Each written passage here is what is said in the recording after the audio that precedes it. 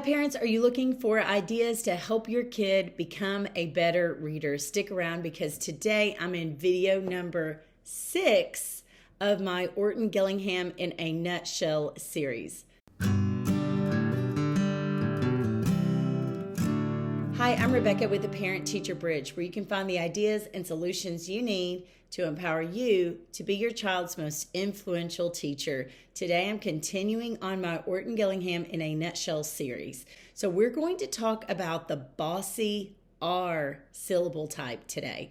If you can read different types of syllables, then you can learn to read the longer multi-syllable words. So far in this series, we've covered the closed syllable, which is the most common syllable. The vowels are generally short. We've covered the open syllable. We've covered the vowel consonant E syllable. We've talked about the schwa, and we've talked about blends and digraphs. Now, you're not going to do these lessons different days in a row. You're going to have time for each of these skills to simmer. You need plenty of practice between these skills, and especially between the first two in this series. Make sure your child is fluent before you move on. So let's talk about the Bossy R. The Bossy R, or the R-controlled syllable, happens when you have a vowel next to the R. Now, as I'm writing this, please make sure you click like and subscribe. Please put a comment down below. I will link some YouTube videos that I commonly use in my tutoring sessions that may be helpful for you as well. These are just different things from different YouTube channels that I've picked up along the way. But if you know of a good resource, you may leave it in the comment section down below because it may help someone else.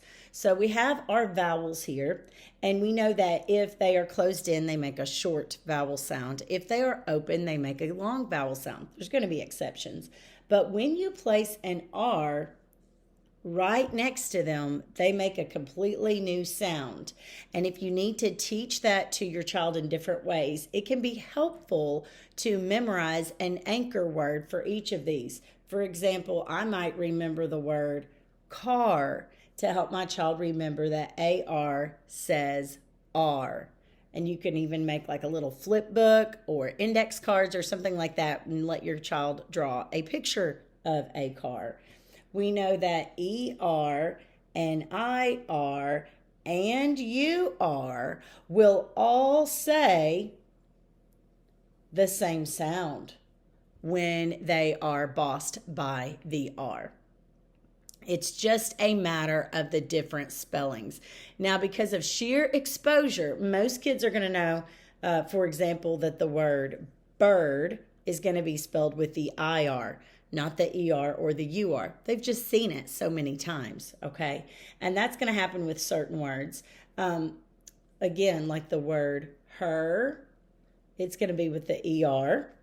And then UR, you might use something like fur, or I put turtle on one of my charts just because it was a cute image. But let's just put fur for now. Okay, and and I have a really cute video that I use in my tutoring sessions. I'll link in the comment section below for telling a story about why these letters make different sounds with the Bossy R. It's just a cute kitty story.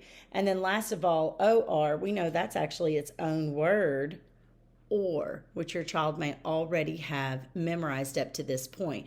Now, let me take a second to say what's more important, reading or spelling. Well, as a life skill, reading is more important. It's always been more important, but now more than ever, since we have so many different spelling helps. I'm a fan of good spelling, don't get me wrong, but it's more important that when your kid sees these three, they are able to decode them and say them with the correct sound. So you're going to see the Bossy R coming up in a lot of your children's books. Even the early readers, I see Bossy R's come up more frequently earlier than I do the vowel teams. So I actually teach the Bossy R before I usually teach the vowel teams. That will be one of our later videos.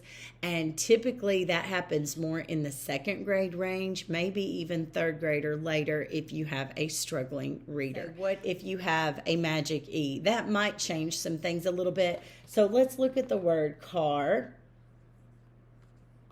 If I were to add a magic E, it's like that trumps the AR, Bossy R sound. And so we put that E there for a reason, and that's so it could skip over that consonant there, that one consonant that it can skip over, and make the A long and the E is silent. So this would be a vowel consonant E or Bossy E syllable type.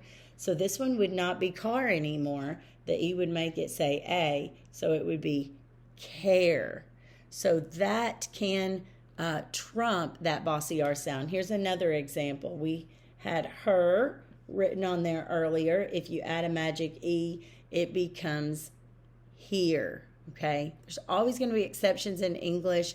So if you are reading with your child and they ask a question about it or whatever, and you don't have a good answer, just say, that's a rule breaker for now. It may not technically be a rule breaker yet. It may have something to do with a rule that they don't even know yet. But just to satisfy them and move on, because one of the most important reading skills is that they are thinking while they are reading, so that if they hear themselves say something that doesn't make sense, they know they need to go back and re-look at that sentence. Okay, I hope that helps. That's video number 6 in this series. Please go down in the comment section below. Write a comment. Do you have an experience about teaching your child to read? Do you have a question on something else you would like to see? Or do you have a resource you'd like to share? Please leave it in the comment section below. That helps other people to see my videos, and we want to help more people. Remember, parents, you are your child's most influential teacher.